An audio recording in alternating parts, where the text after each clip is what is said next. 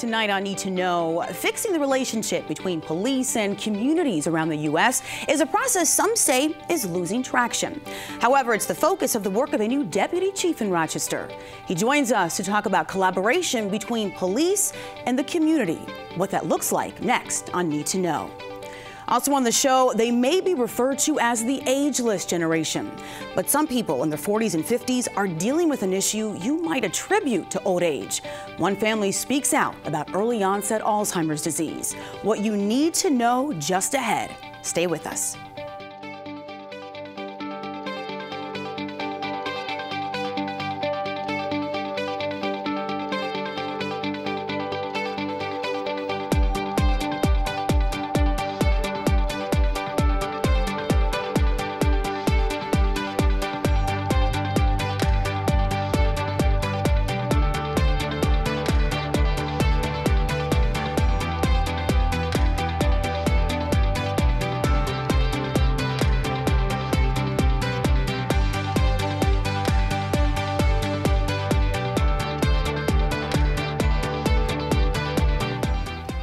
Mutual trust isn't always associated with relationships between the police and the community.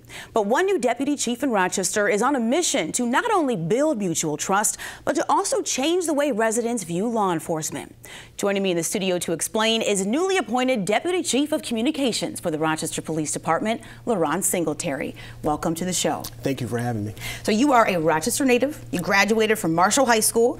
You received your master's from SUNY Brockport. I'm just going through the list here. And you're an 18-year veteran of the Rochester Police Department. So talk about knowing a city and a capacity that I would have to imagine some of your colleagues don't. So I want to know, when was that moment in your life when you said, I have to be involved in law enforcement?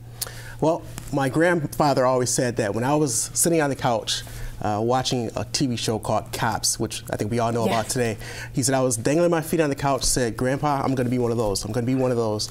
And that's when I knew what I wanted to do. And also, when I was in 5th grade, I had a DARE teacher named Officer Lucille Everett at school number 37 on Congress Avenue in the city. And from there, that's when I knew I wanted to be a police officer. Well, your new role as Deputy Chief, among many things, opening lines of communication with the community and engaging in important issues and discussions with residents. Talk to me about how you see that unfolding and who do you plan to engage? And I'm talking about people that you want to engage that maybe haven't been tied in that kind of work before, engaged in that way before. Well, one, I think, is our youth. I think the youth have to be involved. I think sometimes they feel that they do not have a voice. And one of the things I want to do is initiate a youth advisory council, is giving the youth an opportunity to have contact with a higher level official in the Rochester Police Department where they can talk about concerns, issues, the way they are being policed. Another faction that I like to talk to within our community is individuals where we are not viewed as favorably in those neighborhoods as we are in others. You know, particularly I would like to say meeting with individuals in the southwest part of the city, the northeast part of the city, establishing relationships and dialogues with those entities within our community. I know you've said that you want to kind of change the perceptions of how people view the RPD and their mindsets to encourage people to not just go to the police when they have a problem. And you said, I want them to see us also as a business, so that we operate as a business. Explain what you mean by that. Well, I always equate it to Wegmans. You know, when you walk into Wegmans, you expect a certain level of customer service. Right. You know, the employees are expected to give a certain level of customer service. It should be like that in the police department. Our citizens should expect a certain level of customer service from our officers on the street, as well as the command staff within the department.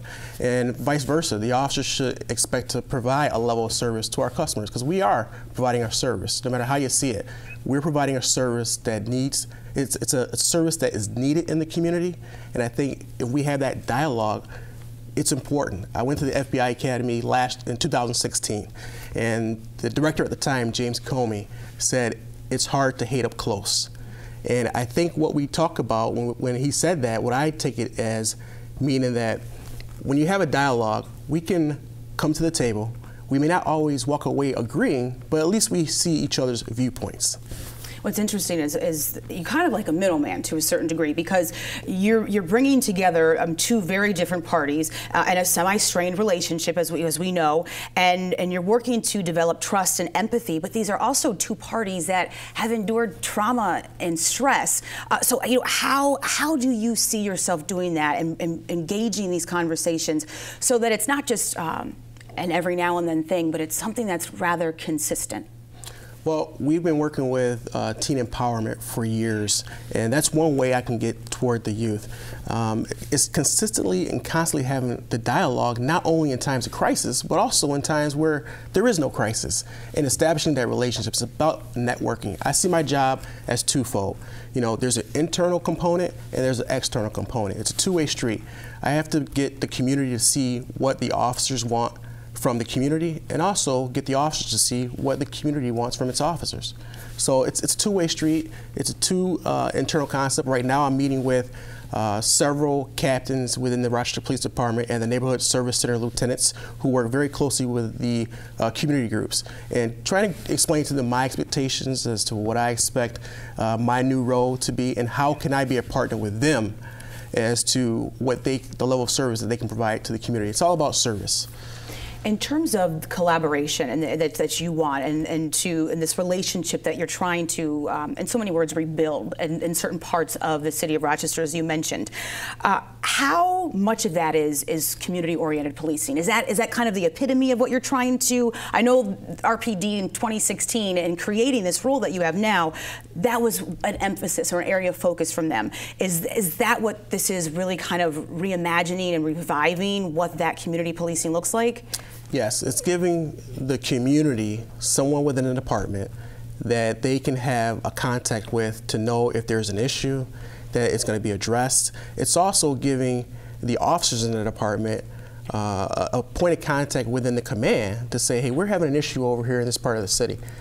What can we do to try to help you build that bridge? And that's what it's about, building bridges. And if we continue to have this dialogue, I think it will work. Well, in 2017, you were honored by the International Association of Chiefs of Police. You received the 40 Under 40 award for your leadership and your commitment to the work that you do. So I have two questions for you. What would you say is going well that hasn't been reported on, hasn't been covered in the news? And then what is one area that you would say is a challenge we don't hear much about that you are really focused on working on? I'll start with the challenge first. One issue that I think the media can do is report on some of the things that we do well in our community. And part of that is us as a department selling ourselves. We have 700 plus police officers in the Rochester Police Department. We are salesmen and women. We should be going out there touting what we do and doing it well. Now, I'm not naive. I understand that there are certain times that we do fall short. And when we do fall short, we have to explain those obstacles, those hurdles that cause us to fall short. And it's about being transparent. And part of being transparent is having that dialogue. It's not always going to be good dialogue, and I understand that. But part of the solution is coming to the table and really explaining ourselves what we expect from each other. One of the things that I would like to do is front porch roll calls. Attending the front porch roll calls, having the community come out and to visit our roll calls, or also having the police officers go out to the community, businesses, residents, and we have that dialogue. Great. We are out of time, but I would like to thank you for being here, and congratulations to you, and I look forward to, hopefully you'll let us tag along sometime and report on the work that you're doing. So you can learn more, and you can also learn how the young people in your family can better collaborate with the Rochester Police Department. Go to the address on your screen, cityofrochester.gov/RochesterNY. Police Spirit of Service. For Kathleen O'Brien, it began with difficulty expressing herself clearly and transitioned to driving down Interstate 490 one day without any idea where she was going or why. O'Brien was in her mid-50s at the time. Fast forward about 10 years, now she is living with early onset, early stage dementia. It's a condition you would likely never expect a healthy individual working in the field of medicine to endure at such a young age. What makes it especially challenging, O'Brien's husband was diagnosed with a traumatic brain injury not long after O'Brien's diagnosis. Kathleen shared her story with us in an effort to raise awareness and to let others on this journey know that they're not alone. begin, Kathleen, tell me about your story and when this journey for you began. It began when I was in my mid-50s, and I started noticing scary symptoms for me because as a nurse practitioner, I specialized in geropsychiatry, and I really specialized in the diagnosis and management of dementia and was an expert in that field. And so I started noticing symptoms that other people probably wouldn't have yet, or just talked them up to, well, old age at 55, I guess doesn't work, does it? But at any rate, I kept telling my neurologist, who also was treating my back pain, that I was having these cognitive issues. And at that time, I was falling and doing other things that were related to the back. But I had also been complaining of this cognitive impairment, and so she thought I was just depressed and anxious, like a lot of doctors do when someone comes up with some squirrely symptom. And I wound up finding a neuropsychologist and paying for my own neuropsych testing. So when you say cognitive impairments, what does that mean? What were you noticing? What were you experiencing? I started noticing that my verbal fluency, or language, for anyone who doesn't know what that means, was not as fluent. The kicker, I think, was when I realized I was on 490 driving and I had no idea why or where I was going or how I got there at all. And it scared the bejeebers out of me, and that's what pushed me over the edge for insisting on neuropsych testing. When this all of this information becomes unveiled to you both after the testing, what options did doctors say were available for you? The neuropsychologist told me to be sure that I did brain games on the computer, like Lumosity, and to eat a Mediterranean diet. The doctor knew I knew everything that he knew, and so I just said, do you want to start me on rivastigmine or memantine? There are two medications that were thought to slow the progression of the disease, and we don't know if they do or not, but when people are taken off from them, sometimes they backtrack. So I'm on both of those medications, and I see him every 6 months, and I'm holding my own at the moment. As you progress and you continue to travel down this journey, two things: what are your fears and what are your hopes? Well, I hope I can live as long as possible, and I want to die here at home in my own bed, which is unlikely because we're so financially stressed, but that would be my hope. My fear is that I'll lose my mind completely and he'll be gone and someone will throw me in some place that I don't want to be, and that it will happen quicker than I want. I don't want it to happen at all, but it's certainly going to, and I've at least come to terms with that. And I also have compensated in many ways for all of this, so I'm not doing very badly, really. I live in the moment. I'd say money's a substantial worry. We both lost our jobs within 2 or 3 months of each other. We're doing just fine till that surprise happened.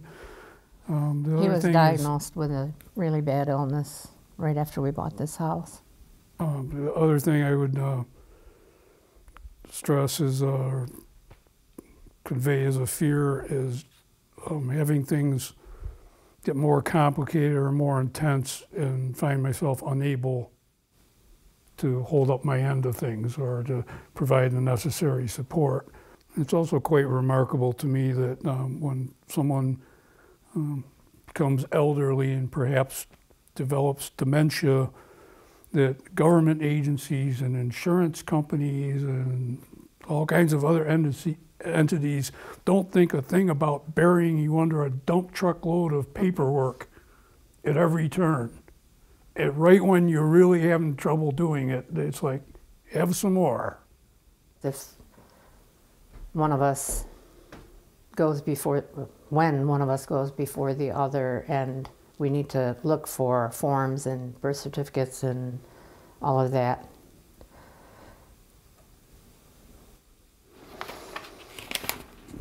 Might as well be written in Greek.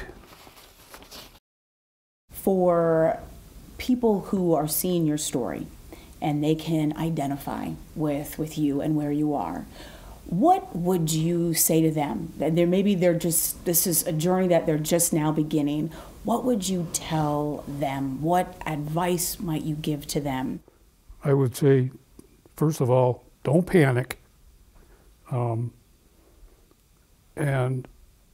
whatever you do, have an outlet with a hobby or distraction, something like that, to cleanse your mind, because there'll be times when you get overwhelmed with all things going on, and that really helps bring you back to earth.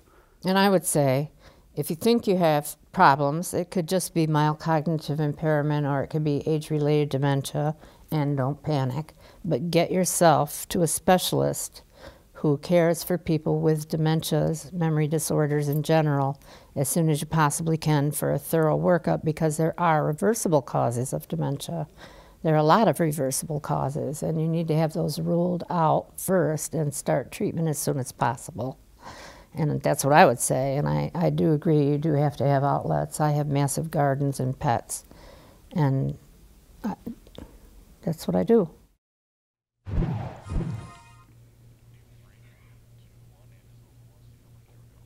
Approximately 200,000 Americans under the age of 65 are living with early onset Alzheimer's disease. Joining me in the studio to explain more about this condition and the support services available to individuals and families is Dr. David Gill, Medical Director of the Memory Center at Unity, Rochester Regional Health, and Janet Van Valkenburg, Director of Programs for the Alzheimer's Association Rochester and Finger Lakes region. And welcome to both of you. Thanks for being here. Thank you. To begin, David, what are the symptoms of early onset Alzheimer's disease? I have people say to me, colleagues say to me, I'm concerned, I misplaced my keys, I forget where I'm going for a couple seconds, I forget someone's name. Are those the types of things that are a cause for concern, or are there more concrete examples that you could provide? It can be very difficult to tell what's normal aging and what's more than that. And of course, it leads to a lot of concern and confusion. Oftentimes, kids will mention to their parents, you can't learn how to use the iPad, therefore you must have Alzheimer's disease. And so that type of thing can be concerning, but there are some things that are very normal as we age, and it's important to keep those things in mind. So tip of the tongue phenomenon, where I can't think of the word, takes me longer to remember something, longer to learn something, and I'm slower when I think. Those are all very typical things. The things that are concerning are those changes where they impact our daily life. So losing our car in the parking lot, we all do that. Yeah. But if I can't find it and I have to call my spouse to help me find it, that's a concern. If I'm missing paying the bills and I'm getting notices because I'm forgetting them, pay them twice, that's a concern. Forget to take my medications and I have a problem because of that, that's a concern. So really the keys aren't necessarily that we become somewhat forgetful, it's that it impacts our daily activities in a negative way, and those are red flags. Kathleen mentioned to me during the interview, and this was a condensed version of her interview, but she said she's taken care of several members of her family dealing with dementia, including her mother. So that being said, is early onset Alzheimer's a disease that's mainly hereditary? It's more common to be hereditary. So if you look at the vast majority of people with Alzheimer's disease, really only about 2% of them have a strong family history. For the younger onset people who have Alzheimer's disease before the age of 60, they're much more likely to have a family history and have it run in the family. And for some of those individuals, there are genetic causes. I followed a number of families that the earliest or youngest I diagnosed somebody with Alzheimer's disease was 28. Because it's a somewhat different disease when it's a genetic cause. And it's much more likely to happen at a younger age when it's genetic. Let me ask you this, Janet. Is there a stigma attached, and for the sake of this conversation in particular, to early onset Alzheimer's disease? And if there is, if you can explain what it is, and is helping to share that story like Kathleen did with us, does that in any way help to break that stigma? So like Dr. Gill said, that younger onset Alzheimer's, it's a small percentage of people that are impacted, but it does present a unique set of circumstances. So oftentimes, because you're diagnosed at such a young age, you might still be working or caring for children of your own. So it's important to reach out and build your support network and have conversations and reach out to the Alzheimer's Association so that we can help navigate some of those conversations so that when the time comes, you're equipped and able to handle some situations. When you get a diagnosis like that, and you just mentioned, David, someone in their late 20s, Kathleen was in her mid-50s, how do you advise patients just in terms of how to make sense of it all and how to move forward, considering some of the uncertainties that are connected to this disease? Well, I think you made a good point about how it's different for the patients who are younger, in the younger onset age group. They often are still working, and Kathleen mentioned that, and it's very difficult when you're working at a high-level job like she was. You know, can I still work even with mild memory problems? As opposed to someone who's retired, those mild memory problems may not interfere with their daily activities as much. They often have younger children, and that can be very difficult for families with young children to deal with that. I mean, it's hard to explain to your 65-year-old daughter that you have Alzheimer's disease, let alone your 18-year-old daughter. And that's a real challenge too. And the financial pressures that Kathleen mentioned are very unique to that age group because they're still working. They need to bring in money for the family. So when that changes, it's a huge stress for the family. And I think all the things that Kathleen and her husband talked about are some of the key stresses and challenges that we see in trying to help somebody navigate when they get that diagnosis.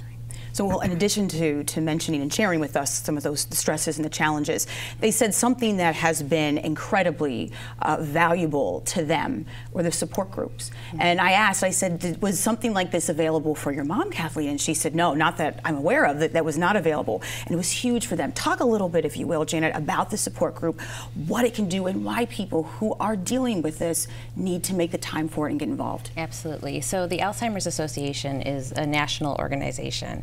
We have 75 chapters across the country. Our local one is here in Rochester. We have a 24-hour helpline that you can call at any time and reach someone, a staff and a trained professional, to help you navigate some of these things that come up, so they can discuss care planning. You can learn more about the disease, connect you to local resources. And one of those programs is our support groups. We have over 45 support groups across our 10-county area. We have support groups that are specific for people living with Alzheimer's disease. We have a support group for caregivers who are caring for someone with younger onset Alzheimer's. So it is important to come to these groups. It's a safe and supportive atmosphere where you can connect with other people who are caring for someone with the disease or with other people who are living with the disease. So it's important that you have that opportunity to connect and remain socially connected. So that the help is there, and that's one thing that Graham said. He said it was just amazing to be in the presence of people sharing their stories and knowing that we can identify with each other, and that was something that brought them comfort in the midst of everything that's been going on. So I want to ask you this, David, in terms of drug treatments available for patients that are battling early onset or younger onset Alzheimer's disease, what options are available in that arena? So the one other thing I'll add about the younger onset age group is that they're more likely to have a non-Alzheimer's disease cause for the dementia. So one of the first steps is always to make sure that the diagnosis is correct, especially in the younger onset group, because it's more often not Alzheimer's disease. And she made a good point about ensuring you see somebody who's trained in making that diagnosis. I think especially in that age group, that's important. Once that diagnosis is made, the treatments that we have are the same whether you're in the younger onset group or in the older onset group, and they're not as good as we would like. She mentioned two of them. There's really two groups of medicines, the cholinesterase inhibitors and memantine. They get into the brain and help improve memory and thinking a little bit. While they get into the brain, they don't slow down the process of Alzheimer's disease. And that's the big holy grail right now, is ways to prevent and slow down and eventually cure Alzheimer's disease. And there's many, many research studies, even here in Rochester, looking at ways to do that. And so we're hoping that one of the studies going on right now might be that next step to allow us to have that extra thing to provide to people like Kathleen who need something in addition to what they have now. All right. Well, we have to close for now, but a special thank you to both of you for being here. I appreciate it. And you can learn more. You can also get more information about support services available to you or members of your family battling early onset Alzheimer's disease. Go to alz.org/RochesterNY. Over the weekend, we learned that Wendell Castle, an icon in the art world, both in Rochester and around the globe, died at the age of 85. Here's a brief look back at some of his contributions to art and the furniture design movement. Wendell Castle was an artist for more than 60 years and is considered a founder of the American crafts and art furniture movements. More than 100 of Castle's works are installed in museums worldwide, and up until recently was still innovating in his studio in the Rochester area. He has achieved, maybe, I'm not sure, but maybe one of the few who's achieved that ranking of finest of furniture makers, finest of contemporary sculpture. Now, a chair in itself, you cannot make too many different ways or it won't fit you. But what you can do with the back of the chair and what you can do with what you might call the legs of the chair, wide open. Well, some of the sculpture that you might call the legs of a chair are like 7 feet high. And some other things like floor lamps have just grown to be 9 feet high. Wendell Castle is widely thought of as a master of wood and design. His design catalog includes a technique called stack lamination, a construction method he first used in the 1960s.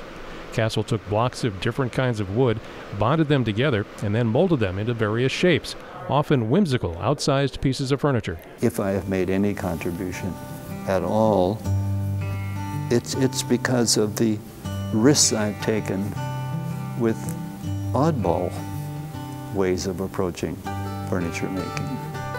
Furniture can be an awful lot more than furniture.